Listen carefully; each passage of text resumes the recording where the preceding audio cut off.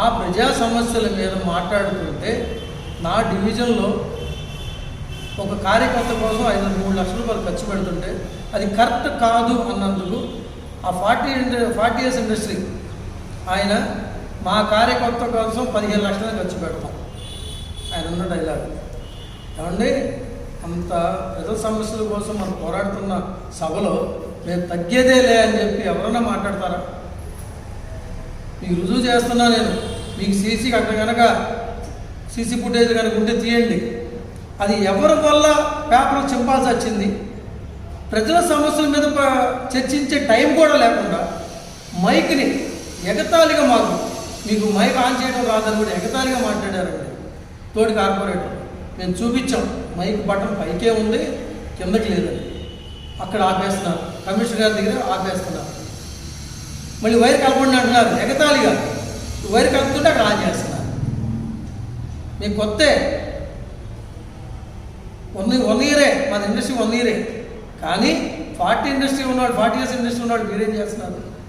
ప్రజల సమస్యల మీద చర్చలు ఇస్తున్నారా? మా నాయకుడేమి చింపి మోహన్ పట్టడం లేదే. నిజంగా మా నాయకుడిని చింపి మోహన్ పట్టడం అని ఉంటే మేము కూడా ఆ రోజుల్లో మైకులు మొహంగా కొట్టాం. గుర్తున్నారో మర్చిపోయారో మీరు? ఇదే మున్సిపల్ పెట్టడానికి కారణం కూడా ఆలోచన అండి. నిన్న వాళ్ళు జోగి చిరంజీవి గారు కానీ అలాగే శీలం బాబుజీ గారు కానీ మాట్లాడేటప్పుడు ప్రతిదానికి కూడా 5 కార్పొరేటర్లు అవగాహన లేక ఏదేదో మాట్లాడుతున్నారు అనే ఒక ధోరణితో మాట్లాడుతున్నారు. అవగాహన లేకుండా మాట్లాడుతుందంటే మీకు అవగాహన ఉంది కదా, అంటే అవగాహన లేదు మీరే చెప్పారు, మీ నోటితో మీరే చెప్పారు. మరి మీరు అవగాహన ఉంది, మీరు ఏం చేశారు? 8వ తారీఖు 5 అంశాలతో కూడిన ఎజెండా కాపీ మాకు పంపించారు.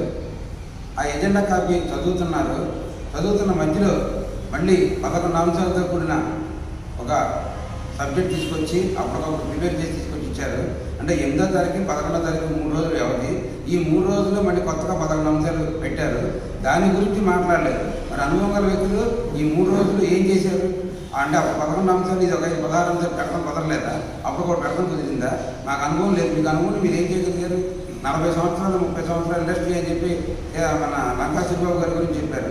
ఆయన అంత అనుభవం గల వ్యక్తి కూడా 4వ అంశం గురించి మాట్లాడుతున్నప్పుడు కోపం వచ్చి ఎక్కడా తగ్గేది లేదు, మేము 45 మంది ఉన్నాం, మేము ఎలాగే చేస్తాము, మేము తగ్గించాల్సిన అవసరం లేదు, అన్నీ ఆమోదం, లేచిపోవడం పదలే అని చెప్పి ఒక సీనియర్ అనే వ్యక్తి ఆయన మాట్లాడి వెళ్ళిపోవడం జరిగింది.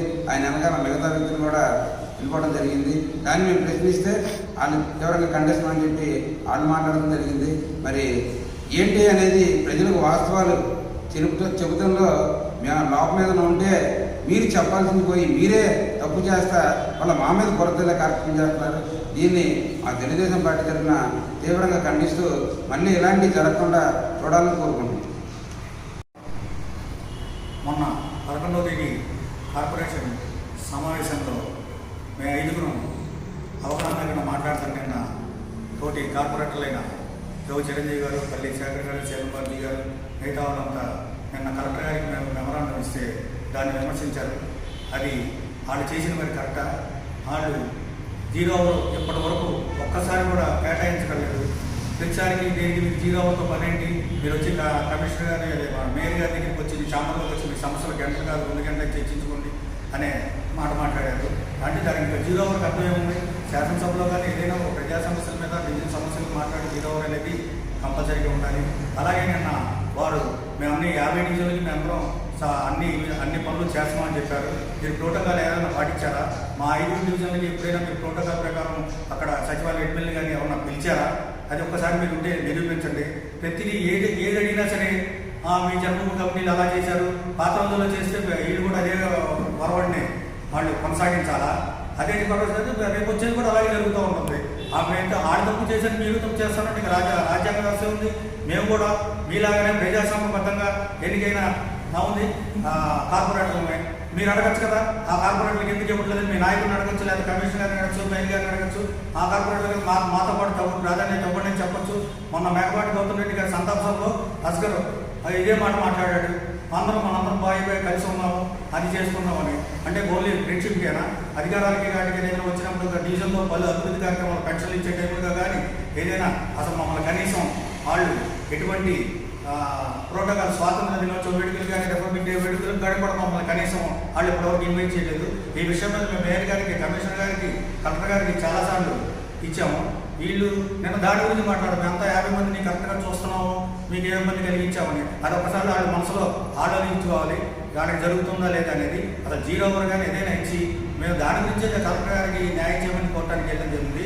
వీళ్ళు చేసిన పద్ధతులు ఏం బాగాలేదని మేము తెలుగుదేశం పార్టీ తరఫున ఘంటాపథంగా ఖండిస్తాం.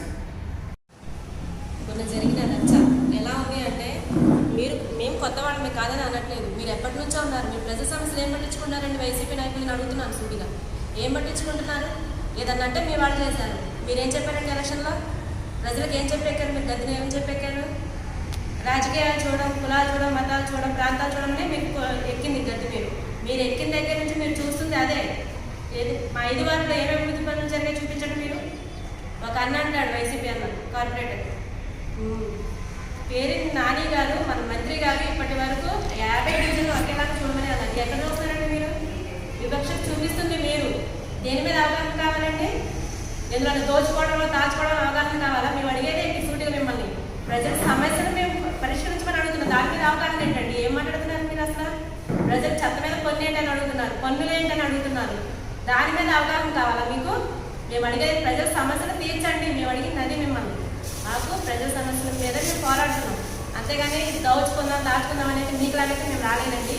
మేము ప్రజల మీద పోరాటం చేయడానికి కోసం ఆ రోజు మేము అడిగింది అదే, ప్రజల సమస్యలు తీర్చండి. మేము ప్రజల పైన పోరాడుతున్నాం, ప్రజల సమస్యల పైన పోరాడుతున్నాం, అది తీర్చండి అని అడుగుతుంటే సమాధానం చెప్పే దిక్కు లేక చంద్రబాబు నాయుడు గారిని ప్రస్తావిస్తారు. మీరేంటి చంద్రబాబు నాయుడు గారిని ప్రస్తావించేది? మీ భార్య గారు మాట్లాడితే మీరు ఊరుకుంటారా? మీరు మీడియా ముందు మీరే అడుగుతున్నాను. మీ భార్యని ఎవడైనా కానీ, నీ కొడుకుని, మీ నాన్న ఎవరైనా అడిగితే మీరు ఊరుకుంటారా? ఆయన చేసింది అదే. మీలాంటి వాళ్ళు చాలా మంది చూశారు.